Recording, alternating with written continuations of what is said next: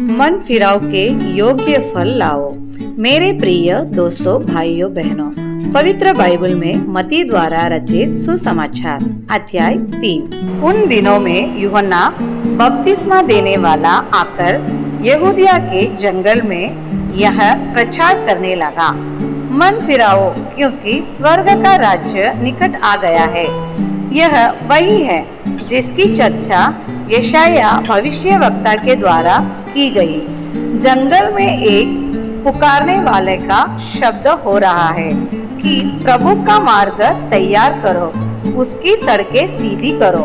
यह यूहन्ना ऊंट की रोम का वस्त्र पहने था और अपनी कमर में चमड़े का कटिबंध बांधे हुआ था। उसका भोजन टिटिया और वन मधु था। तब यरूशलेम और सारे यहूदिया और यरदन के आसपास के सब स्थानों के लोग उसके पास निकल आए। उन्होंने अपने अपने पापों को मानकर यरदन नदी में उससे बपतिस्मा लिया।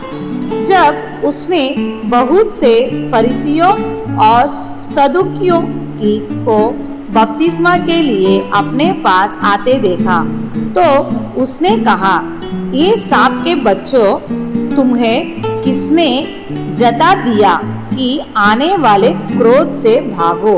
इसलिए मन फिराव के योग्य फल लाओ और अपने अपने मन में यह न सोचो कि हमारा पिता अब्राहम है, क्योंकि मैं तुमसे कहता हूँ कि परमेश्वर इन पत्थरों से अब्राहम के लिए संतान उत्पन्न कर सकता है।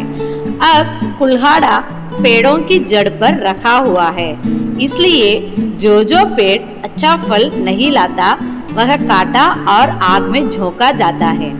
मैं तो पानी से तुम्हें मन फिराव का बपतिस्मा देता हूँ, परंतु जो मेरे बाद आने वाला है वह मुझसे शक्तिशाली है।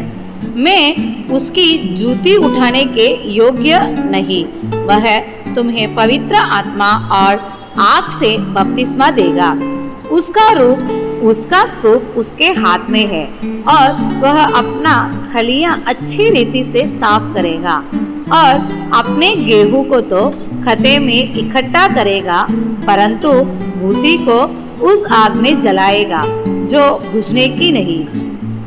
उस समय यीशु गलील से यरदन के किनारे यूहन्ना के पास उसके बपतिस्मा लेने आया, परंतु यूहन्ना यह कर उसे रोकने लगा, मुझे तो तेरे हाथ से बपतिस्मा लेने की आवश्यकता है और तू मेरे पास आया है।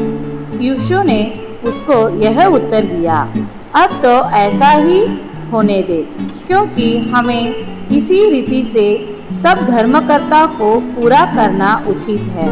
तब उसने उसकी बात मान ली और यीशु बपतिस्मा लेकर तुरंत पानी में से ऊपर आया और देखो, उसके लिए आकाश खुल गया और उसने परमेश्वर के आत्मा को कबूतर की नाई उतरते और अपने ऊपर आते देखा।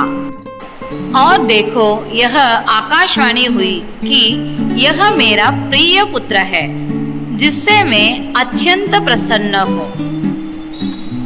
यीशु मसीह की महिमा हो। शुक्रिया।